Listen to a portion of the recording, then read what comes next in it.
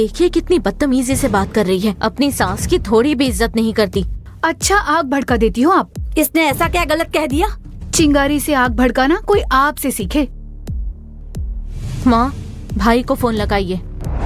मेरे पति मुझसे प्रेम नहीं करते, मुझे उन्होंने अलग कर दिया है, मुझे ठुकरा दिया है, मेरे परिवार में काफी समस्या है। ऐसी एक स्थिति में आप हो सकते हो, पर मेरे प्रियजनों, आप प्रभु को थाम लीजिए, प्रभु को मजबूती से पकड़ लीजिए, प्रार्थना कीजिए, प्रभु निश्चय कार्य करेंगे, आपके पति को वो बदलेंगे।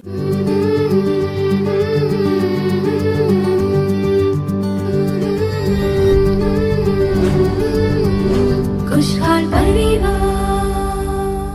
हमारे प्यारे खुशहाल परिवार के श्रोताओं को प्रभु यीशु मसीह के महान नाम में प्रेम भरा अभिवादन। इस खुशहाल परिवार कार्यक्रम के द्वारा आपसे मिलकर हमें बहुत ही खुशी हो रही है। आज के इस दिन पति और पत्नी शीर्षक पर ही हम लोग कार्यक्रम देखने वाले हैं। एक पति और पत्नी का रिश्ता ही हर एक रिश्ते से बहुत ऊंचा होता है। जानते हो क्यों? क्योंकि परमेश्वर ने इस सृष्टि की रचना करते समय सबसे पहले माता पिता और बच्चों के साथ नहीं शुरू की, पर एक पति और पत्नी के साथ एक परिवार की स्थापना करते हुए इस संसार की रचना की। और उतना ही नहीं, एक स्त्री और एक पुरुष के जीवन में हमेशा ही ऐसा एक मकाम आता है जहाँ वो जीवन के हर एक रिश्तों से अलग हो जाते हैं। पर सिर्फ पति पत्नी का रिश्ता ही ऐसा एक रिश्ता है जो कि आखिरी सांस तक सहारा दिया करता है। इसीलिए तो एक पति पत्नी का रिश्ता ऊंचा ही नहीं, वो महान भी है। पति अपनी पत्नी का सम्मान करे और पत्नी अपने पति से प्रेम रखे। इसी तरह वचन के मार्गदर्शन पर जब परिवार रहता है, तभी एक पति पत्नी का रिश्ता महिमा युक्त बनता है। आइए अब देखते हैं ज्योति बहन कार्यक्रम। खुशहाल परिवार।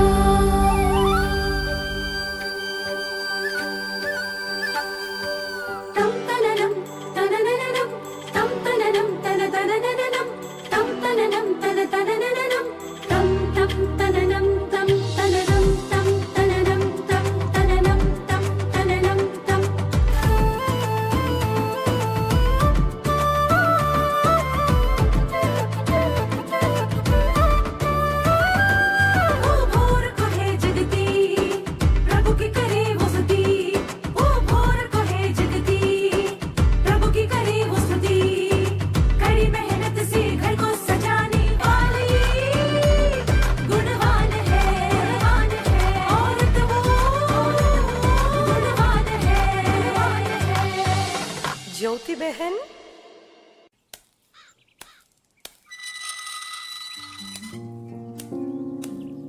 कहाँ से आ रही हो? रोज इसी तरह घूम कर आती हो क्या? घूमने नहीं गई थी मम्मी जी, ज्योति दीदी से मिलकर आ रही हूँ। उससे किस लिए मिलने गई थी तुम? मम्मी अंदर आ जाइए। मम्मी आप बाहर क्यों खड़ी हो?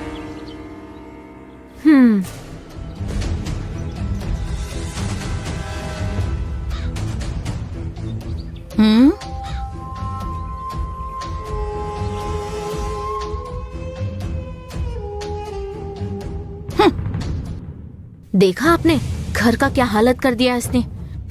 जहाँ देखो गंदगी फैली है। और होगा भी क्या, इससे तो घूमने फिरने से फुर्सत नहीं मिलती होगी, तो घर का क्या खाक ख्याल रखेगी? ये सब भाई की ही गलती है। हम उससे कुछ भी कह लें, वो मानने वाला तो है नहीं। हाँ ठीक कहती हूँ माँ।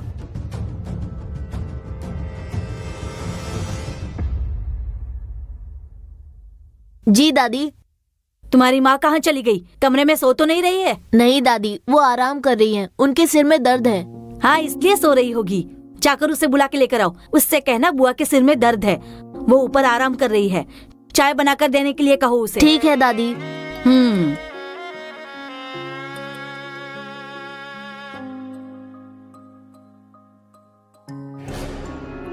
बोलिए मम्मी जी। तुम्हारी ननद के सिर में दर्द है, एक गरम चाय बनाकर ले जाकर दे दो उसे। दरअसल मेरे भी सिर में काफी दर्द है। तो क्या कहना चाहती हो तुम? उसे जाकर कहूँ कि तुम्हारे लिए चाय बनाकर ले आए? ऐसा तो मैंने नहीं कहा, लेकिन अगर वैसा किया तो भी बहुत अच्छा होगा। क्या कहा तुमने? जबान संभाल कर बात करो। मैं तो संभल कर ही बोल रही हूँ मम्मी जी, मैं तो बस आपको जवाब दे रही थी। इसे जवाब नहीं, उल्टा जवाब कहते हैं। चाय ही चाहिए ना, मैं अभी बना कर लाती हूँ। रहने दो, तुम्हारे चाय की कोई जरूरत नहीं है, तुम जाओ। एक चाय मांगी तो कितने बहाने बनाती है, देखना क्या हाल करती हूँ तुम्हारा।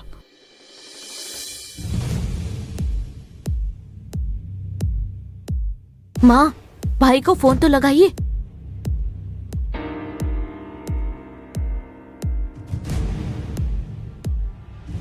स्पीकर पर रखना माँ।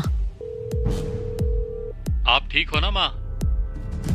ठीक होकर क्या करे बताओ? क्यों, क्या बात हुई माँ? और होने के लिए अब है ही क्या? अब जिंदा रहकर भी क्या मतलब? माँ, अब बताओगी भी क्या हुआ आखिर? क्या बताऊं? आपसे किसने क्या कह दिया, जरा बताएंगी भी? और कौन बोलेगा? तुम्हारी पत्नी की बात कर रही हूँ। सुबी, आप उससे कब मिली? हाँ, हम तेरे ही घर पर हैं। वहाँ कब गए तुम लोग? मुझे फोन करके बता दिया होता। अच्छा बेटा, अब यहाँ आने के लिए भी तुमसे इजाजत लेनी पड़ेगी? नहीं माँ, मैं वो नहीं कह रहा हूँ। आखिर हुआ क्या, बात क्या है, बताइए। मैंने एक कप चाय मांगी तो चाय बनाकर देने से भी इनकार कर दिया उसने। अच्छा माँ, आप नाराज मत होइए, मैं अभी उससे बात करता हूँ, रुक जाइए।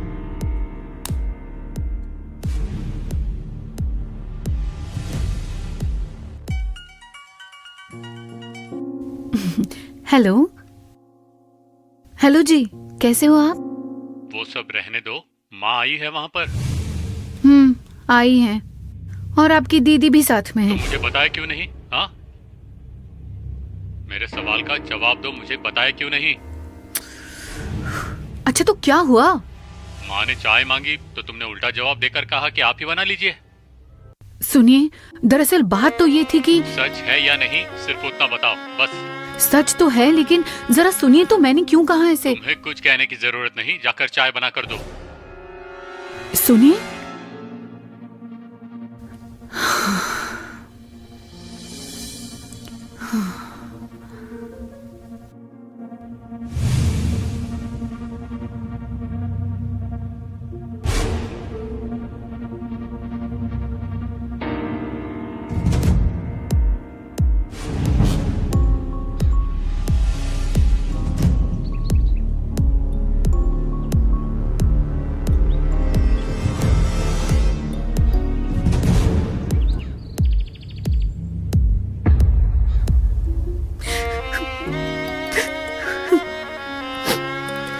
मम्मी क्या हुआ? क्यों रो रही हो आप? रोइए मत मम्मी।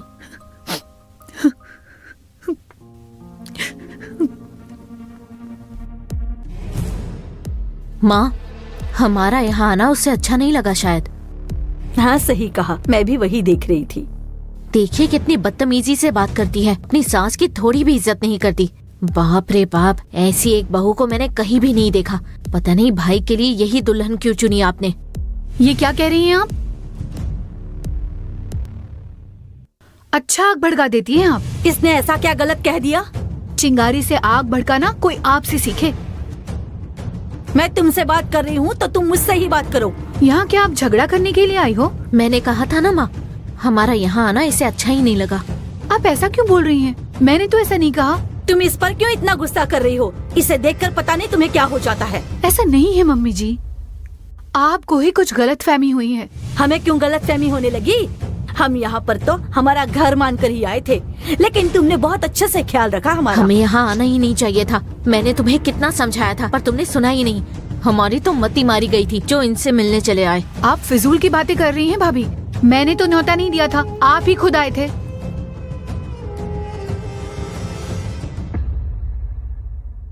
अच्छी इज्जत दी तुमने।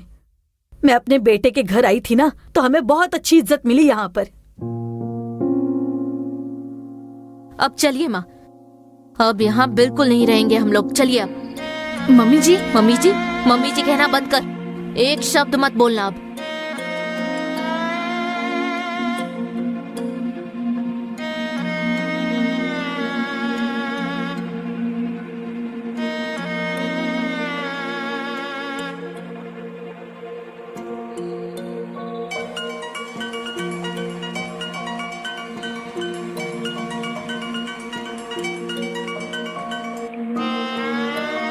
हेलो। और दीदी को घर से निकलने के लिए कहा तुमने? नहीं तो वो क्यों घर छोड़कर गई? तुम्हारे बोले बिना क्या वो घर छोड़कर जा सकते हैं? बताओ, जवाब दो मुझे। मैंने तो बस इतना कहा कि आपको यहाँ पर बुलाया किसने। तुम्हारी इतनी मजाल कि तुमने ऐसा कहा माँ से? गुस्से में बोल दिया जी, सॉरी। तुम्हारा ये बर्ताव बिल्कुल ठीक नहीं। अपनी मनमर्जी करती हो, मुझे तो तुमसे बात ही नहीं करनी। लेकिन आप जितना मुझ पर बिगड़ रहे हो, कम से कम एक बार तो आपने मुझसे ये पूछा होता कि माँ और दीदी ने क्या कहा। उनकी बातें सुनकर भी मैं भी काफी परेशान थी। हेलो,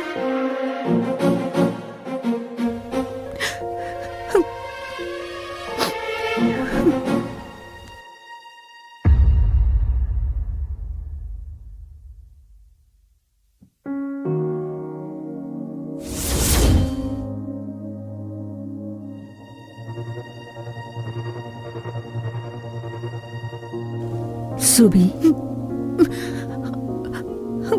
रो मत सुबी, रोना बंद करो पहले। कोई मेरी बात नहीं समझ पाता। मेरी सास और ननद ने मुझे बिल्कुल पराया कर दिया। मुझसे कभी उन्होंने प्यार से बात नहीं की। चलो कोई बात नहीं, सब ठीक हो जाएगा। नहीं दीदी, शुरू से ऐसा ही चलता आ रहा है। मेरी जब नई शादी हुई थी तब मेरी ननद की तबीयत खराब थी, उन्हें हॉस्पिटल में एडमिट करना पड़ गया था। तब मैं घर से खाना बनाकर अस्पताल लेकर गई थी। तब भी उन्होंने खाना खाया और कह दिया कि खाना तो बिल्कुल भी अच्छा नहीं है, और तो और उस खाने को उठाकर कचरे में फेंक दिया। भले ही खाना अच्छा ना हो, ऐसा कोई कैसे कह सकता है। मैं तो खाना बनाना सीख ही रही थी, धीरे धीरे तो सब ठीक होता है ना। लेकिन आज भी वो मेरे खाने को लेकर मुझे कोसते ही रहते हैं। मेरी बात बिल्कुल भी नहीं समझते। अब ये तो मेरे लिए कोई नई बात नहीं है, लेकिन मेरे पति ने भी मुझे नहीं समझा, इसीलिए मुझे बहुत दुख हुआ है दीदी। वो समझ जाएंगे सुबी, शायद नाराजगी में कुछ बोल दिया होगा। मैंने उन्हें फोन किया, पर अब तो वो मेरा फोन ही नहीं उठाते। अगर तुम कहो तो मैं ट्राई करके देख लूं। हाँ ठीक है दीदी। अच्छा चलो।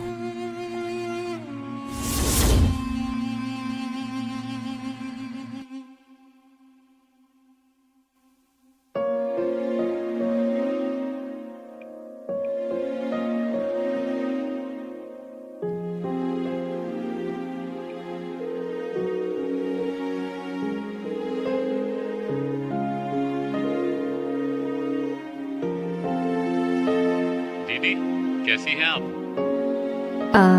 मैं ठीक हूँ दोस्त, आप कैसे हो? मैं भी ठीक हूँ। सुबी ने फोन करने के लिए कहा क्या? क्यों जबरस्टिन, मैं आपसे बात नहीं कर सकती क्या? ऐसी बात नहीं है दीदी। आप सुबी को ठीक से जानते हो या नहीं? हाँ हाँ दीदी, लेकिन तो आपने उससे ऐसी बातें कैसे कर दी जबरस्टिन? एक तो आप यहाँ थे नहीं, और किसी एक तरफ की बात सुनकर आप कुछ कह दो, ये तो ठीक नहीं ना। आपकी पत्नी ने जो कहा वो भी गलत था। हालात वैसे थे तो उसने भी ऐसा बोल दिया। पर क्या आपने अपनी माँ से बात की? क्या आपने उनसे एक बार भी पूछा कि उन्होंने ऐसा क्यों कहा? जबरस्टिन, पति और पत्नी का रिश्ता बहुत ही ऊंचा होता है। परमेश्वर के बाद जो स्थान है वो आपकी पत्नी का है, उसके बाद आपके माता पिता। आप तो जानते हो कि सुबी का कोई रिश्तेदार नहीं है, और आपको ये भी पता है कि उसका सब कुछ सिर्फ आप ही हो। अगर इस हालात में आपने उससे बात करना बंद किया तो परिवार में झगड़ा ही होगा, परेशानियां होगी। बात करना बंद करने से हल नहीं होगा, खुलकर बात करने से ही समस्या सुलझेगी। हर एक परिवार में सास बहू की समस्या तो होती ही रहती है। हर एक रिश्ते में ऐसा मनमुटाव होता ही है, लेकिन उसके लिए एक पति अपनी पत्नी से और पत्नी अपने पति से बात करना बंद तो नहीं कर सकते ना। सुबी का बस आप ही सहारा हो। ऊपर से वो हमेशा अकेलेपन में ही रहती है। ऊपर से अगर आपने भी बात करना बंद कर दिया तो मानसिक रूप से वो बहुत ही प्रभावित होगी। आपको उसकी बातों को समझना होगा जबरस्टिन। उनसे कहना मत मैं यहाँ हूँ। वो यहाँ पास में ही बैठी हैं, आप बात कीजिए। सुबी, सुबी, सॉरी सुबी, मैंने तुम्हें गलत समझा। कोई बात नहीं जी। खुशहाल परिवार। तो आपने ज्योति बहन कार्यक्रम देखा। परिवार में पति पत्नी का स्थान कितना ऊंचा होता है यह आपने जरूर जान लिया होगा। और इस समय प्रभु का संदेश देकर आपके आशीषों के लिए प्रार्थना करने के लिए बहन जॉयस लाजरस तैयार हैं। प्रार्थना के साथ संदेश को सुनिए। प्रभु निश्चय ही आपको भरपूरी से आशीष करेंगे।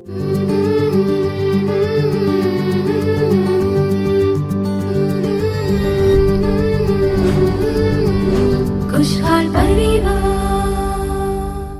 परमेश्वर और प्रभु यीशु मसीह के महान नाम में आप सभी को मेरा प्रेम भरा अभिवादन। प्रभु परमेश्वर इस कार्यक्रम के द्वारा आपसे बातें करके आपको आशीष प्रदान करें। आज के इस दिन परिवार में पति और पत्नी बहुत महत्वपूर्ण सदस्य होते हैं। एक परिवार के जो मुखिया है वो पति है। पति की इज्जत करें, उनसे प्रेम भाव से पेश आए। मेरे प्रियजनों, आप लोगों में प्रेम होना चाहिए। अगर एक दूसरे में कुछ कमी हो, अगर कोई भी भूल चूक हुई हो, तो एक पत्नी को अपने पति से बात करनी चाहिए और पति को भी अपने पत्नी से बात करनी चाहिए और शांति कायम करनी चाहिए। घर में ऐसा नहीं होना चाहिए कि पति चुप रहे, पत्नी चुप रहे और परिवार में हमेशा तनाव बना रहे, क्योंकि बच्चे सब देख रहे होते हैं। पति पत्नी का संबंध बहुत महत्वपूर्ण है। एक दूसरे को समझना बहुत जरूरी है और प्रेम देना जरूरी है। कुरिसियों अध्याय 3 और वचन 19 में लिखा है, हे पतियों, अपनी अपनी पत्नी से प्रेम रखो और उनसे कठोरता न करो। तो मेरे प्रियजनों, बाइबल में कहा गया है कि पतियों अपनी पत्नी से प्रेम करो। पति को पत्नी से और पत्नी को पति से प्रेम करना चाहिए, प्रेम प्रकट करना चाहिए। बाइबल हमें इसी के बारे में सिखाता है। मेरे प्रियजनों, एक दिन एक भाई जो काम कर रहे थे अपनी पत्नी को साथ लेकर मेरे पास आए। वो मेरे साथ बैठकर बात करने लगे। मैंने उनसे पूछा कि क्या बात है, बताइए। तो उस भाई ने कहा, मैं पंजाब में मिलिट्री प्लांट में काम करता हूँ और साल में 3 महीने मुझे छुट्टी मिलती है। तब मैं घर आता हूँ और अपने गांव आकर अपने बच्चों और पत्नी के साथ समय बिताकर खुश रहता हूँ और गांव में ही मेरे माता पिता भी हैं। मेरे 3 बच्चे हैं। ऐसा उन्होंने कहा। हमारी खुद की खेती भी है, जिसकी वजह से हमारे घर में अनाज और दाल और गाय भी है, जिससे दूध मिलता है। इतनी सारी चीजें हमारे घर में हैं। मेरे माता पिता तो हमारे साथ नहीं रहते, लेकिन उसी गांव में वो कुछ ही दूरी पर रहते हैं और मेरी पत्नी और बच्चे दूसरे घर में रहते हैं। हमेशा देखिए, मेरी पत्नी मेरी माँ से झगड़ती रहती है। मेरी माँ तो उसे देखना भी पसंद नहीं करती। वहाँ रोजाना भारी झगड़े होते हैं। उनके बीच कभी भी शांति नहीं रहती है। झगड़े के बीच मेरी पत्नी क्या करती है, तो वो यहाँ से पंजाब में मुझे फोन करती रहती है। घर में जो कुछ भी हो रहा है मुझे बताती है। जैसे ही वो बताती है मेरा सिर भारी हो जाता है, मन में बहुत उलझन हो जाती है। कई बार तो मैं ठीक से सो नहीं पाता, ठीक से खाना नहीं खा पाता, चैन से नहीं रह पाता, क्योंकि मेरी पत्नी यहाँ की हर बात वहाँ फोन पर मुझे बताती है और उसे सुनकर मुझे बहुत ही तकलीफ होती है। तभी मैंने एक निर्णय लिया कि अब और काम नहीं करूँगा, गांव ही लौट जाऊंगा। मैं पत्नी और बच्चों के साथ मैं रहता हूँ। अब यहाँ कहीं कोई सिक्योरिटी की नौकरी कर लेंगे, ऐसा उस भाई ने मुझसे कहा। और तब मैंने उस भाई से पूछा कि भाई, आपको वहाँ कितना वेतन मिलता था? उन्होंने कहा 45,000 रुपए महीने के मिलते थे मुझे। फिर मैंने उस बहन से कहा कि अगर पति यहाँ आ जाए तो आपको परेशानी होगी, क्योंकि सिक्योरिटी की नौकरी में सिर्फ 20,000 मिलते हैं, तो उस पैसे में आप अपने परिवार को कैसे चला पाएंगे?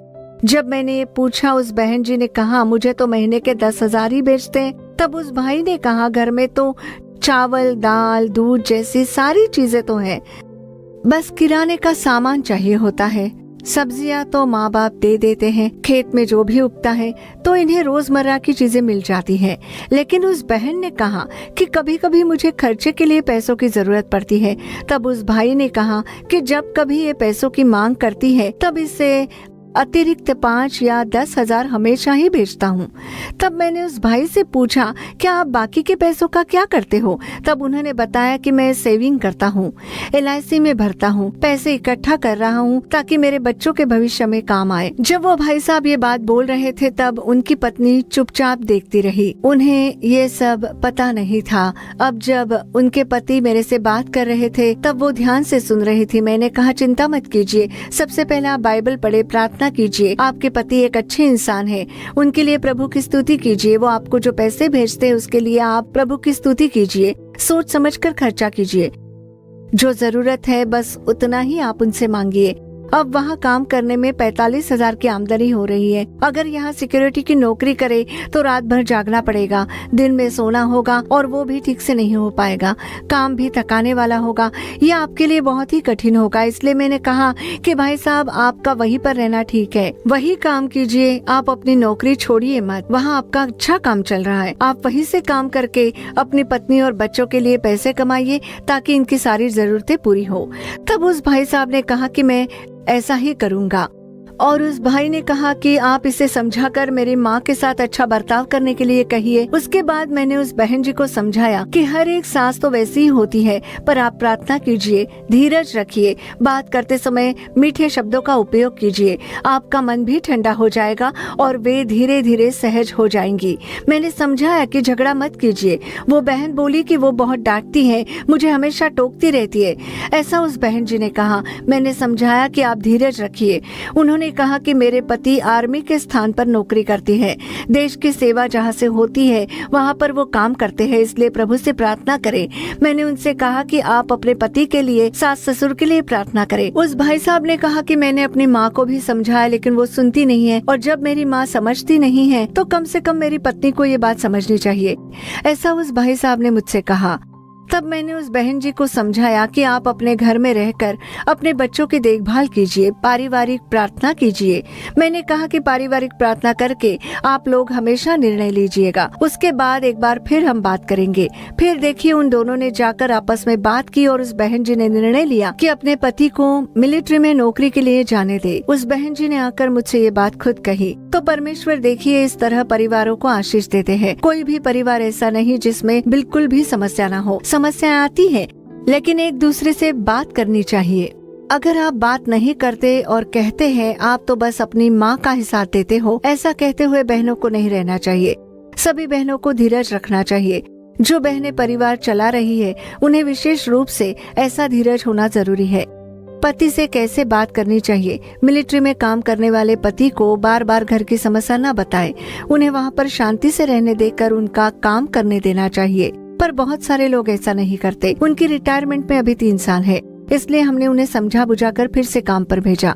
तो मेरे प्रियजनों, पति को अपनी पत्नी से प्रेम करना चाहिए, पर कई सारे परिवारों में ऐसा बिल्कुल भी नहीं हो रहा है। क्यों नहीं हो रहा? क्योंकि पत्नी जिम्मेदार है। पत्नी का बर्ताव हमेशा पतियों को दुख पहुंचाता है। अब देखिए, घर के जो मुखिया हैं वो हमेशा पति होते हैं, वो हर बात का ध्यान रखते हैं, लेकिन पत्नियों को चाहिए कि वे अपने पति का विश्वास अर्जित करें, पति के सामने भरोसेमंद रहे। जब आप प्रेम से बर्ताव करेंगे तब पति भी आपसे वैसा ही बर्ताव करेंगे। शायद आप इस कार्यक्रम को देख रही हो और आपके पति का प्रेम आपके जीवन में ना हो। आप दर्द के बीच में खड़ी हो, आपकी आंखों में आंसू हैं।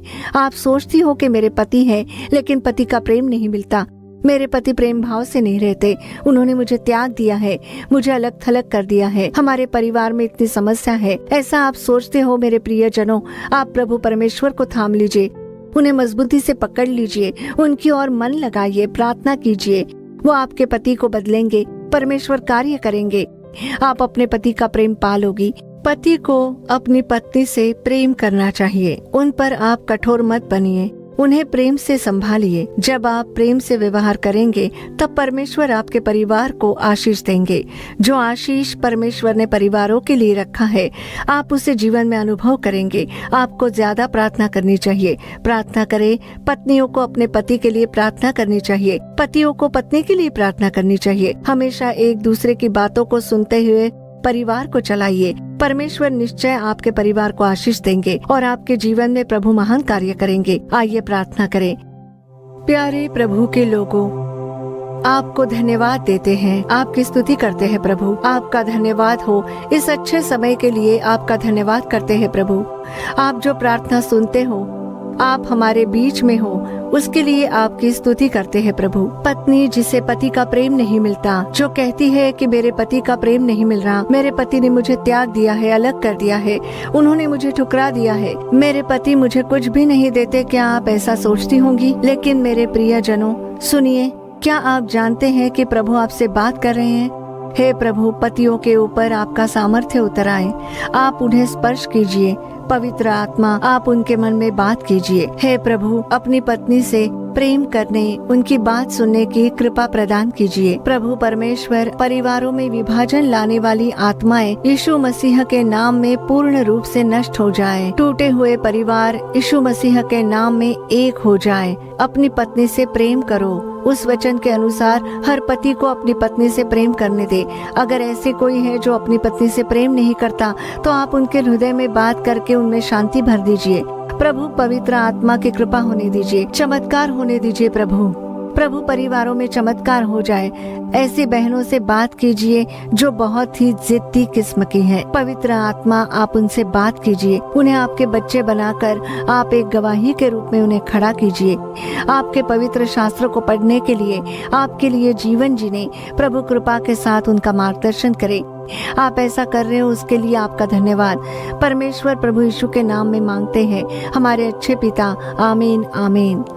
तो मेरे प्रियजनों, मेरा ये विश्वास है कि इस कार्यक्रम के द्वारा प्रभु ने आपसे बात की है।